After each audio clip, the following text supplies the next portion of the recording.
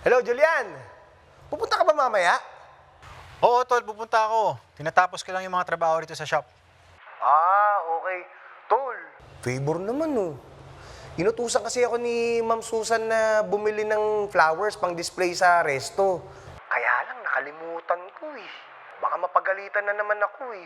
Tol, baka naman pag minadaanan kang flower shop, pakisabay mo naman ako ng isang bouquet. Sige. Sige, tol. Bibilang kita ng bouquet. Anong klase ba? Red rose, pare. 1 dosena. Bayaran ko na lang dito.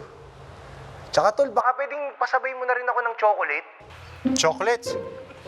Para kanino? Para sa akin, tol. Nagki-crave kasi ako eh.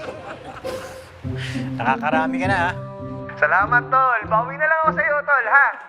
Ingat. See you later, tol.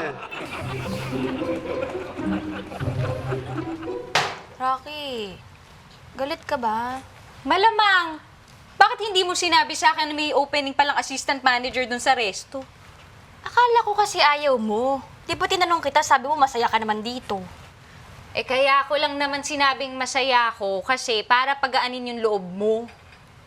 Nagiging mabuting kaibigan lang ako dito, Liz. Sana ikaw rin. Sige, sa follow-up interview, di na lang ako sisipot. Para ikaw na lang yung ma-hire. Dapat lang.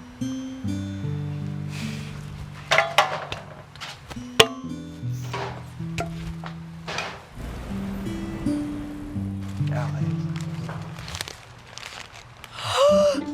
Oh, para kanino yan?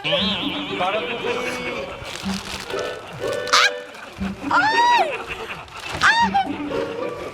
Oh my God, Julio, thank you ha. Ang bango ng flowers, tsaka parang ang sarap ng chocolate. Thank you. Sorry, maglinis pa lang mula ako siya mo. Dumi. Dali.